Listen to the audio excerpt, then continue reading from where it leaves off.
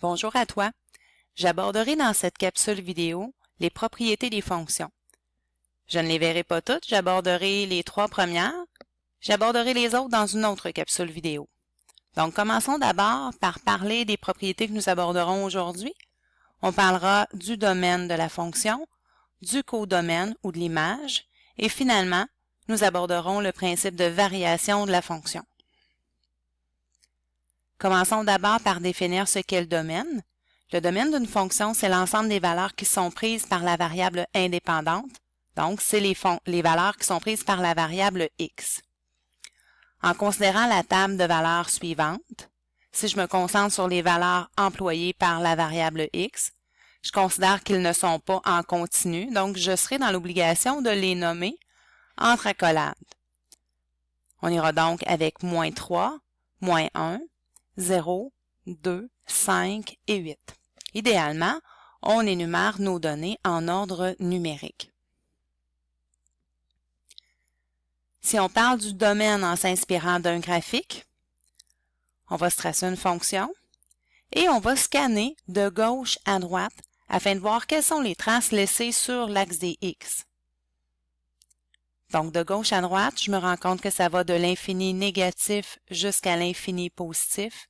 Je peux donc définir le domaine de cette fonction comme étant les réels. Allons-y avec une autre fonction. Cette fois, une fonction définie par partie. Elle est faite en 3 sections. Donc, j'aurai 3 intervalles quand je vois les traces qui sont laissées sur l'axe des X. Le domaine va se définir comme étant de moins 8 à moins 5 pour la première section, que j'unis avec une deuxième section qui, quant à elle, va de moins 4 compris jusqu'à 1 pas compris. Souviens-toi, quand c'est inclus, c'est parce qu'on a un rond plein sur le graphique et exclu quand on a un rond blanc. On unit ça avec la dernière section qui, quant à elle, va de 4 jusqu'à 8 inclus.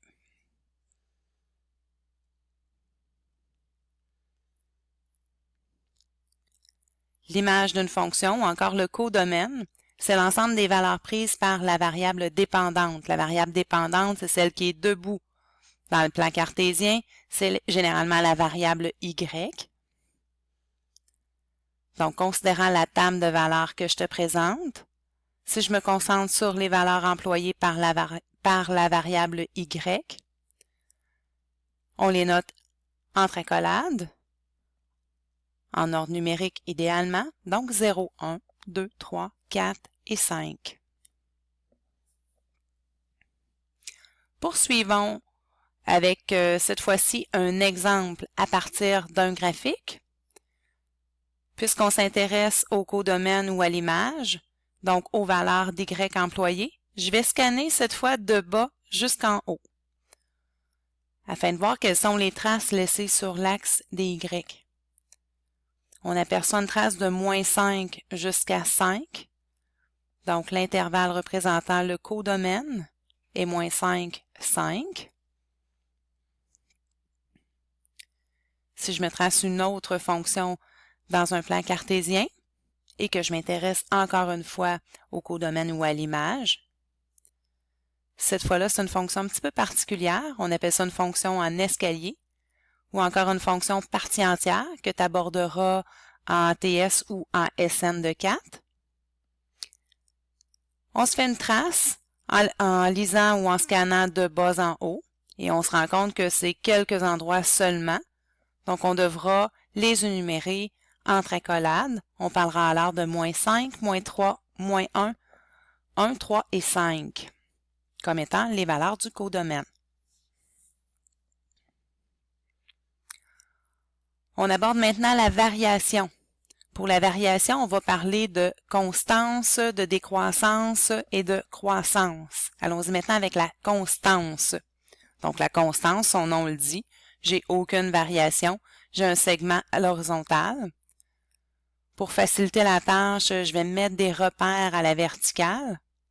Ça va être beaucoup plus facile d'aller lire sur l'axe des X parce que la variation se lit sur l'axe des X. L'intervalle pour lequel je n'ai pas de variation, donc pour lequel j'ai un plateau, pour lequel j'ai un segment horizontal. Ça va de moins 3 compris jusqu'à 3 compris.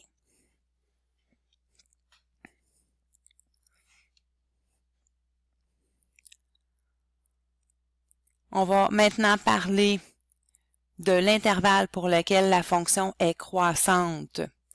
Alors là, ça va être particulier parce qu'on va inclure le plateau de constance dans la section croissance. On considère en effet que la constance, c'est croissant.